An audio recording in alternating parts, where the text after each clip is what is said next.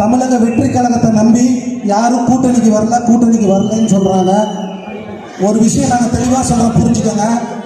என் தலைவர் கண் அசைச்சாருன்னா என் தலைவர்கிட்ட கெஞ்சிட்டு இருக்காங்க, 75 சீட்டு தரோம், உங்களுக்கு 75 சீட்டு தரோம், எங்களோட வாங்க அப்படின்னு கூப்பிட்டு இருக்காங்க. ஆனால் நம்ம தலைவர் எனக்காக உழைச்சவங்க 234 பேருமே சட்டமன்றத்துக்குள்ளார போனோம்.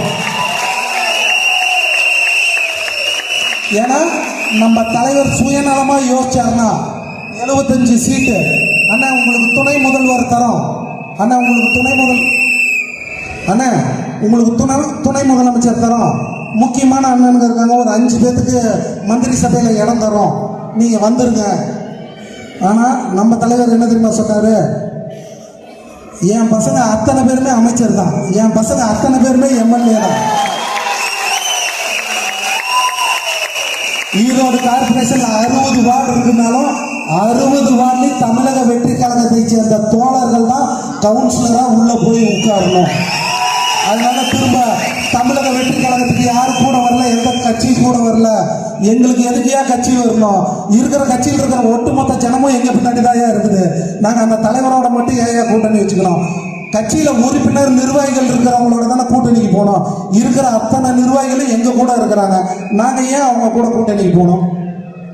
அதனால அண்ணன் கொடுத்த வாக்குறுதி 50 சீட்டு, இந்த கொங்கு மண்டலத்தில் இருக்கிற 50 இடத்தையும் நான் ஜெயிக்க வச்சு காமிக்கிறேன், அதுக்கு நான் பொறுப்புன்னு தலைவர்கிட்ட வாக்கு கொடுத்துட்டு வந்திருக்கிறேன்.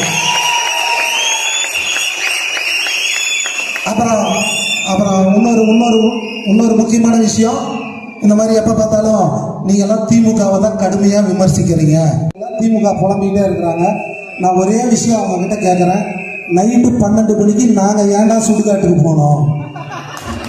அடக்கம் பண்ணவங்களை எடுத்துட்டு வந்து ஏன்டா ஐசியூல வச்சு நாங்கள் ட்ரீட்மெண்ட் பார்க்குறோம்? அதெல்லாம் முடிஞ்சு போன கதடா. அவங்கள பற்றி ஏன்டா நாங்கள் நினைக்கிறோம்?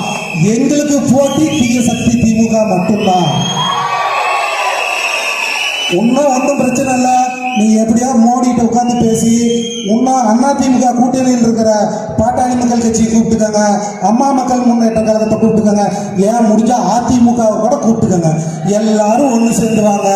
நாங்க இருக்கிறோம், மக்கள் இருக்கிறாங்க, நாங்க மக்கள்லாம் சேர்ந்து தனியா உங்களை எதிர்த்து நிற்கிறோம். முடிஞ்சா எங்க கிட்ட மோதி பாருங்க.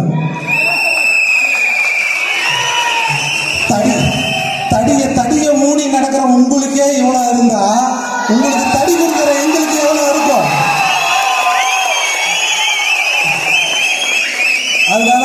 அதனால நான் அந்த மேடையில சொன்னதான் இந்த இடத்துலயும் சொல்றேன், நம்ம தலைவர்